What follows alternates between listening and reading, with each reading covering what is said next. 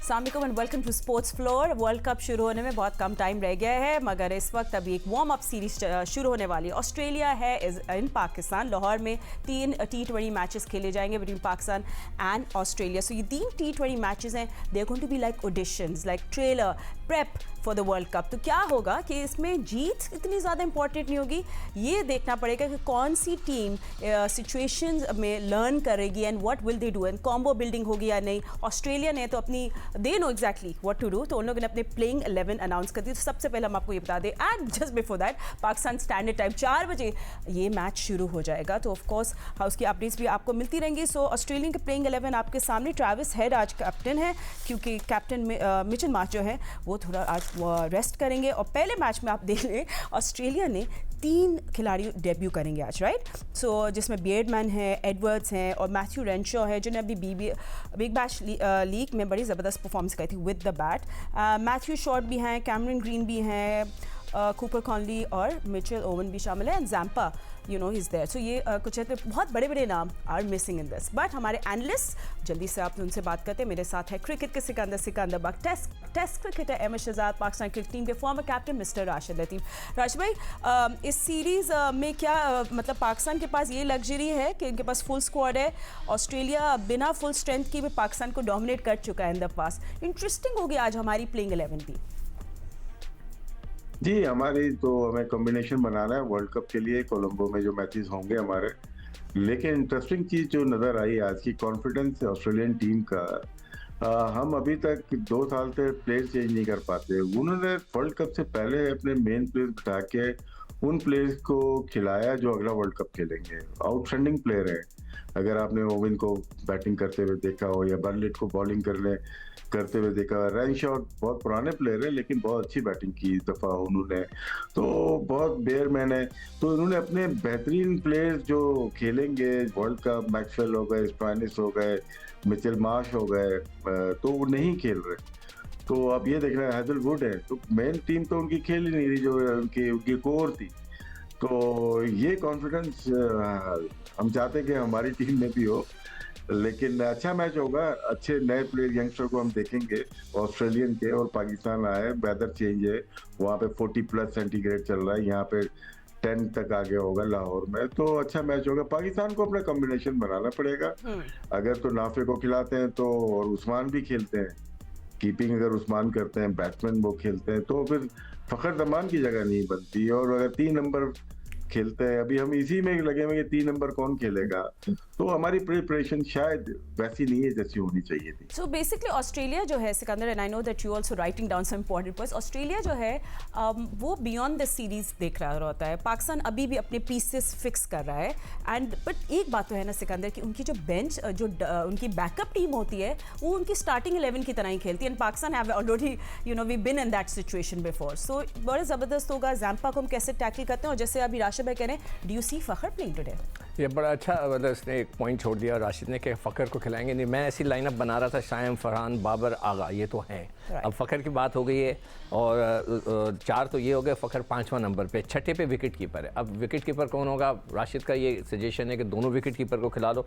फिर then we have 3 allrounders. क्या तीनों खेलेंगे? क्या फ़हीम अशरफ खेलेगा या 2 ऑलराउंडर खेलेंगे? जो नवाज़ और शादाब दोनों स्पिनर होंगे, इसलिए कि we are playing on a spinning track.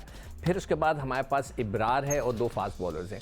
या तो फ़हीम अशरफ खेलेंगे, तो फिर 3 ऑलराउंडर खेलते हैं, तो फिर 2 फास्ट बॉलर खेलेंगे, या एक ऑफ स्पिनर बीच में डालेंगे, 1 फास्ट बॉलर खेलेगा। 2 फास्ट बॉलर तो खेलने चाहिए हर हाल में। तो अगर 2 फास्ट बॉलर खेलते हैं तो 3 ऑलराउंडर आ जाते हैं। तो फिर टीम का जो है कॉम्बिनेशन पे यही होगा कि शादाब, नवाज़ और Faheem Ashraf and 2 fast bowlers. अब 2 फास्ट बॉलर्स में कौन खेलता है ये भी बड़ा इंटरेस्टिंग है। शाहीन को मस्ट खिलाएं, हर हाल में खिलाएं, ताकि उनकी फ़िटनेस का पता तो चल जाए, हमें जो उम्मीदें वाबस्ता हैं वो हमें उनको पता चल जाए। और बाकी 2 में से नसीम को ले लें या किसी उसको मिर्ज़ा को ले लें। ठीक है। सो यू नो अब ये जो हमें जो नेचुरल मैच विनर्स हैं इनको हम लोग क्या रिस्ट्रिक्ट कर रहे हैं? नहीं, हमारी कॉम्बो क्या होनी चाहिए? आई थिंक अहमद बहुत दिलचस्प होगा कि आज पाकिस्तान अपनी प्लेइंग 11 कैसे अनाउंस करती है। But Aziz gentleman is saying, who are you going to play? You want Shaheen to play? Will you see Fakhar or not? What kind of combo are you looking at? देखिए यही तो फातिमा हम बात करते रहे ना, टीम मैनेजमेंट इटसेल्फ यकीन जानिए कि बिल्कुल कॉन्फिडेंट नहीं लग रही है टीम पे, और क्या कॉम्बिनेशन खेलेगा बिल्कुल नहीं है। तो यही बात कर रहे हैं कि बिल्कुल आप वर्ल्ड कप के ऊपर आके खड़े हो गए और आपको यही नहीं पता है कि आपकी प्लेइंग 11 क्या हो सकती है। अदरवाइज 15 देख के आइडिया हो जाता है कि अच्छा यार ये 11 खेलेंगे, ये 12वां होगा, फिर ये इनकी जरूरत पड़ी तो आ जाएंगे। लेकिन ये 15 के 15 आपने इस तरह के अनाउंस किए हैं कि जिसके अंदर से एक उस्मान तारिक भी मिस्ट्री है, अबरार भी मिस्ट्री है। अब मुझे बताइए ये दोनों कैसे खेलेंगे। फिर मुझे ये बताएं कि नवाज के होते हुए शादाब भी ऑलराउंडर खेलेंगे, और फिर फहीम अशरफ भी ऑलराउंडर है, नवाज भी। ये 3 ऑलराउंडर किस तरह और कब और कहाँ, कितने मैच है? कोई 100 मैच तो है नहीं, ये 6-7 मैच ही होते हैं, इसी के अंदर चीजें करनी होती हैं। तो ये कहाँ खेलेंगे? फिर उसके बाद आप देखें कि एक एक्सप्रेस फास्ट बॉलर आपके पास इस टीम के अंदर नजर नहीं आ रहा है। हो सकता है कि आपका कोई फास्ट बॉलर, एक आधा जो मेन बॉलर है वो इंजर्ड हो जाए, या उसको निगल आ जाए, या फॉर्म अच्छी नहीं है। उसके बाद आपके पास रिप्लेसमेंट क्या है? रिप्लेसमेंट आपकी यंगस्टर की है। सलमान मिर्जा ने अच्छी बॉलिंग की है, बिल्कुल की है, लेकिन नसीम शाह की अगर आप फॉर्म देखेंगे तो सीपीएल के अलावा उन्होंने जो जितने 6-7 इवेंट्स खेले हैं उसमें स्ट्रगल किया है उन्होंने।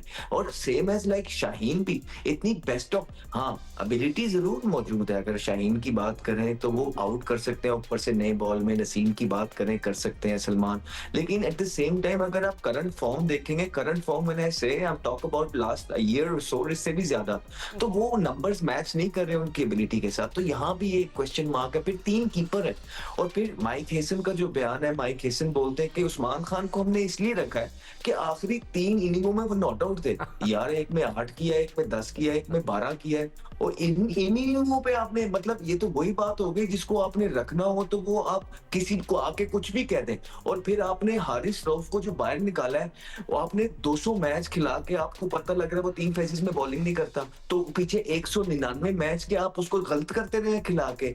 तो ये सारे, फिर आपके पास 5-6 ओपनर है टीम के अंदर, वो 5-6 ओपनर्स आप किस तरह और कहाँ एडजस्ट करेंगे? अभी आगा ने नंबर 3 पे एक अच्छी इनिंग खेली है, कप्तान है, अब वहां बाबर आजम आते हुए नजर आएंगे, फखर जमान ओपनर है, लेकिन वो क्योंकि सलमान हटेंगे तो वो सलमान चौथे पे आएंगे, फखर 5वें पे जाएंगे। ये सारा केओस पाकिस्तान की टीम के अंदर अभी तक वर्ल्ड कप से एक सीरीज पहले तक दिखाई दे रहा है। जीतना हारना बात की बात है, हो सकता है पाकिस्तान इंशाल्लाह जीते, पूरी हमें उम्मीद है जीतेगा, लेकिन कुछ तैयारी, प्रेपरेशन, प्रोसेस नाम की कोई चीज होती है जहां हमेशा पाकिस्तान बैक करता है। एंड एब्सोल्युटली, अभी तक रोल्स जो है ना अब सबके लॉक हो जाने चाहिए। बट एनीवे बहुत सारे कमेंट्स फिर ये आते हैं कि आप शाहीन को मतलब थोड़ा सा प्रोटेक्ट करें, फिर वर्ल्ड कप आ जाएगा, या उनको रिदम में लाना चाहिए, तो he should play today's match और नॉट। ये कुछ क्वेश्चंस है, बिग क्वेश्चंस हम आपसे पूछे, सिक्कू ने तो डिस्कस किया। राशिद भाई थोड़ा सा ये भी शाहीन की इस बात के साथ साथ let's also talk about conditions today. Lahore में सर्दी भी है, इसलिए जल्दी भी मैच शुरू हो रहा है। This going to be fog letter,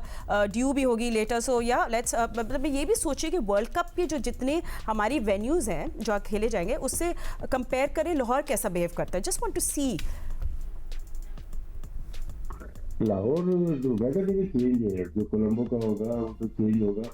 हो सकता है शाम में 6 बजे के बाद भी फैक्टर आ जाए, तो आपकी प्लेइंग 11 वही होनी चाहिए जो कोलंबो में होगी। यहाँ की वेदर के यहाँ से मिला, हर चीज से आप मैटर ना करें। आपके जो बॉलर, स्पेशली कप्तान को जो यूटिलाइज करने हैं बॉलर, किस तरह से करने हैं, उसके कॉम्बिनेशन के साथ उन बॉलर को आप देखेंगे कहाँ कहाँ इस्तेमाल करना है।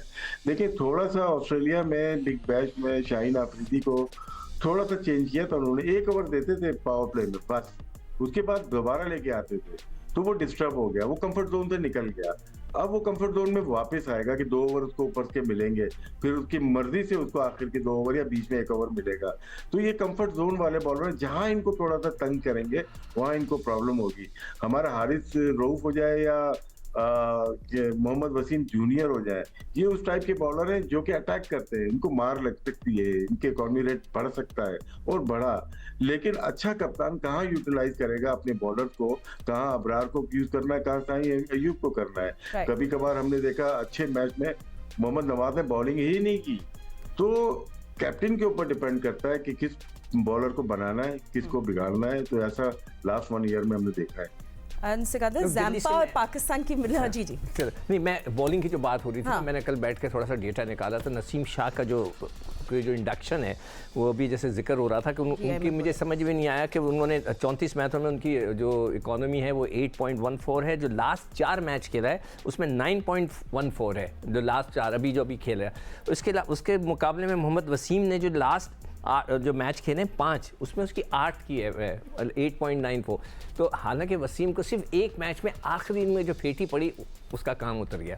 तो हमारे यहाँ ये भी बड़ा गलत है कि जी एक मैच में आपको फेटी पड़ी उस बेचारे को फारिग कर देते।